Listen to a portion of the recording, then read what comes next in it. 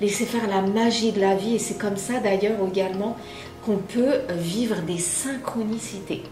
Donc voilà, là on arrive vraiment aux synchronicités. Et je vais encore poser la question. Donc c'est quoi pour toi une synchronicité, Firdaus? La synchronicité, j'ai pas vraiment de terme pour le définir. Mais pour moi, c'est par exemple quand il y a deux événements, deux choses en fait qui vont se croiser à un espace, enfin à un temps T, qui vont se croiser dans l'espace et dans le temps.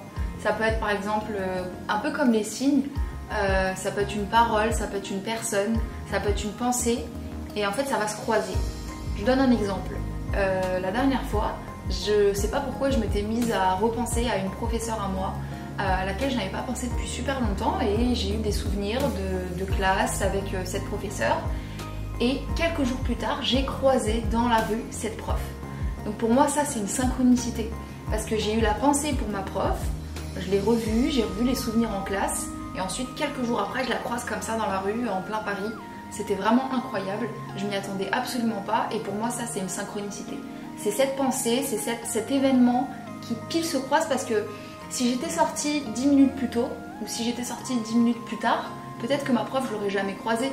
Et en fait, c'est justement cette magie du j'ai pensé à elle, je l'avais pas vue depuis des années, on s'était pas dit au revoir, il n'y avait pas eu d'adieu. Je pense à elle et je la croise. Et ça m'a fait tellement plaisir. Et voilà, pour moi, c'est ça une synchronicité. Et j'en ai vécu plein d'autres. J'ai une autre histoire de synchronicité à partager. C'était en fait il y avait une série que je regardais et le personnage principal a une chanson qui revient en fait du personnage principal qui revient dans la série. Et j'étais allée avec des camarades à moi, des copines à moi dans le sud.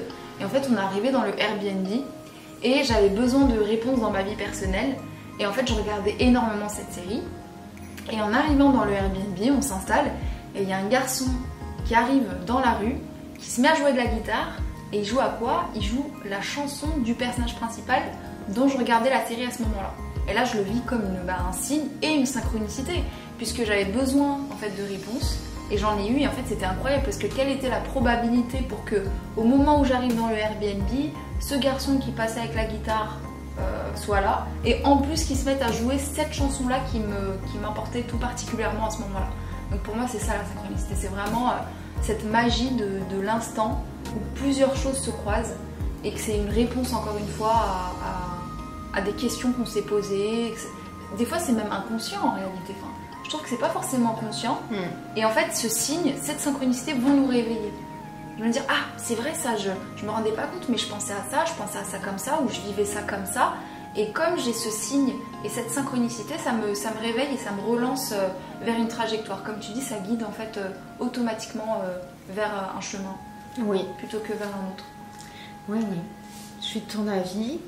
Et je trouve, je me souviens quand tu m'avais parlé de ça, de la chanson, etc., de tout ce que tu traversais à ce moment-là, et c'était vraiment quelque chose de magique, je me souviens très bien. Les synchronicités, pour moi, c'est vraiment une porte qui s'ouvre vers la magie des possibles. Pour moi, la synchronicité, c'est vraiment, voilà, cette porte qui s'ouvre vers tout ce qu'on avait toujours peut-être espéré à l'intérieur de soi, comme tu l'as dit de manière inconsciente, des fois quand on dit ouais, donne-moi un signe s'il vous plaît, donnez-moi des signes, et cette fois c'est vraiment en mode je dirais opportunité, ou c'est plus dans l'action, la synchronicité, c'est plus quelque chose, une situation, une circonstance qui arrive, alors que les signes ça va être quelque chose qui est là, qui est déposé sur son chemin, et si on arrive à le voir, c'est ok, c'est super. Si on n'arrive pas à le voir, bah, c'est ok aussi, hein. Mais la synchronicité, c'est vraiment, je sais plus, un jour tu avais parlé d'une pensée plus, quelque chose qui se croisait, tu avais dit que c'était une pensée plus une action, je crois, ou un truc comme ça, tu m'avais dit ça, je trouvais ça super. Une pensée, une action, un événement, voilà, qui vont se croiser. Ça, j'ai trouvé ça, mais vraiment super. Vraiment, la synchronicité, ça va être une porte vers laquelle on va vraiment... C'est comme un espèce de portail magique, la synchronicité pour moi. Je vais donner un exemple. Par exemple, au début, je ne savais vraiment pas quoi faire avant de changer vers l'activité que je suis en train de faire maintenant. C'était vraiment difficile. Je me disais, est-ce que je suis sur le bon chemin? Je sais pas, etc. Et je me posais tout plein de questions. Et bien sûr, j'étais vraiment ouverte aux signes. Et à cette époque-là, je les cherchais plutôt que de juste lâcher prise et avoir juste l'œil aguerri, l'œil averti pour pouvoir les voir sans vraiment les brouiller avec tout un tas de pensées, parce que ça vient vraiment brouiller tout ça, hein. Quand on a vraiment des pensées lourdes, quand on se pense quand on a trop de pensées qui reviennent et reviennent et reviennent, ça peut vraiment boucher, on va dire, tous les signes, la vue, on va dire, la vue et l'ouïe sur tout ce qui peut se passer autour de nous. Et donc, moi, je me posais beaucoup de questions à ce moment-là. Et je me souviens, avant c'était vraiment un tout autre métier que je faisais, et je me souviens, j'avais un iPad et il y avait un livre qui avait vraiment attiré mon attention. Ça faisait des années de ça, et je l'avais pris en capture d'écran pour le garder dans un coin de ma tête et pourquoi pas plus tard l'acheter, etc. parce que ça m'intéressait vraiment. Les années ont passé et comme je le disais tout à l'heure, je me posais plein de questions pour pouvoir... je me disais, est-ce que je vais vers la bonne direction, etc., vers l'activité que je fais actuellement. Et donc, quand j'ai commencé, on m'a donné beaucoup de signes. Hein, et donc, j'ai décidé d'arrêter de chercher les signes ou les synchronicités, d'arrêter de chercher et de juste me laisser aller avec le flot de la vie et d'accepter la vie telle qu'elle m'arrivait sur le moment. Qu'elle soit pour moi inconfortable ou confortable, j'allais l'accueillir telle qu'elle était. Et donc c'est là que j'ai sauté et puis le filet est apparu. J'ai donné des premières séances de guidance, je me souviens.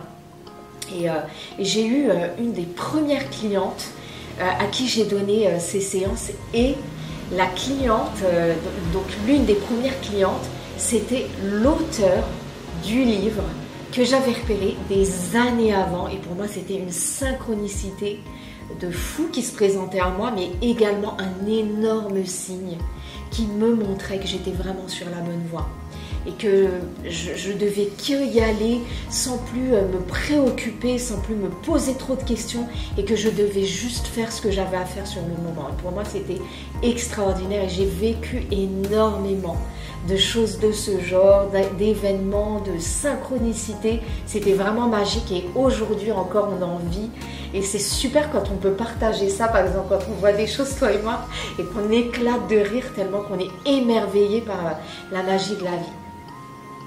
Je pense qu'on a à peu près fait le tour pour les signes et les synchronicités, parce que c'est des sujets qui sont très larges et on pourrait en parler mais pendant des heures et des heures et des heures.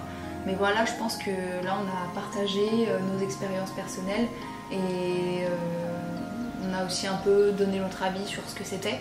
Moi personnellement, je trouve que les signes et les synchronicités, on peut aussi les voir comme des outils en fait du quotidien, des outils en fait qu'on va utiliser pour améliorer son expérience tout simplement et sa vie.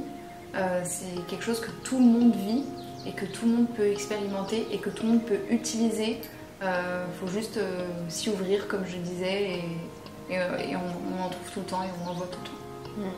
Oui, c'est ça, c'est exactement ça. Je finirai par dire que pour qu'on ait tous des antennes à signes et synchronicité, on est tous des émetteurs et des récepteurs, et partout c'est vraiment un champ informationnel autour de nous, tout est énergie, et j'en parle beaucoup pendant mes retraites sur l'intuition, parce que ça me tient tellement à cœur que les personnes puissent se rendre compte que elles peuvent vivre la vie qu'ils leur ressentent quand elles suivent tout le long sur leur chemin des signes qui leur sont déposés, et vivre des synchronicités de fou, etc. C'est vraiment ça qui me tient à cœur quand je donne ces retraites sur l'intuition.